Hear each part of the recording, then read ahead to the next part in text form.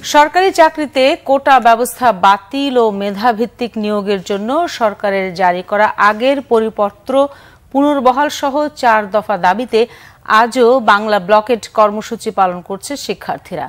রাজধানীর বেশ কিছু গুরুত্বপূর্ণ পয়েন্টে অবরোধ করে বিক্ষোভ করছে শিক্ষার্থীরা।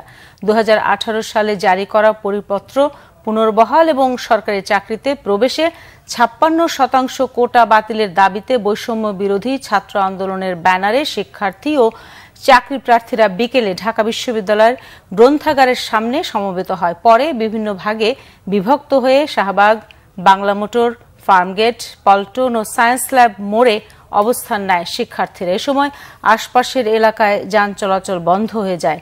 চরম দুর্ভোগে পড়ে সাধারণ মানুষ। এর আগে চলমান ছাত্র আন্দোলনের অংশ হিসেবে বিক্ষোভ মিছিল করে ঢাকা কলেজের শিক্ষার্থীরা। দুপুরে ঢাকা কলেজের সামনে কিছু সময় অবস্থান নিয়ে বিক্ষোভ মিছিল বের করেন শিক্ষার্থীরা। পরে গত ৫ জুন হাইকোর্ট সরকারি পরিপত্রের অংশবিশেষ বাতিল করে দেওয়ার পর আন্দোলনকারীরা ৪ দফা দাবি জানিয়ে আন্দোলন করে আসছে।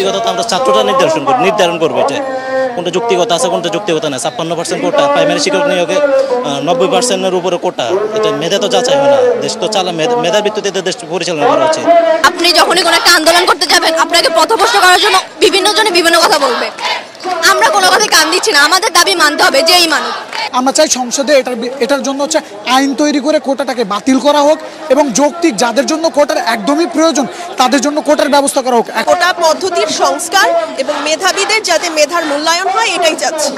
হাইকোর্ট দেখিয়ে আমাদের এই আন্দোলন দমিয়ে রাখা যাবে না। আমরা আমাদের যৌক্তিক দাবি সকল পর্যায়ে নবম থেকে 20তম গ্রেডে যত অযৌক্তিক কোটা আছে তো সব কোটা বাতিল হওয়ার আগ পর্যন্ত এবং সংসদে আইন করে এটা চিরস্থায়ী সমস্যার সমাধান করার আগ পর্যন্ত আমরা আমাদের পড়ার টেবিলে ফিরে যাব না।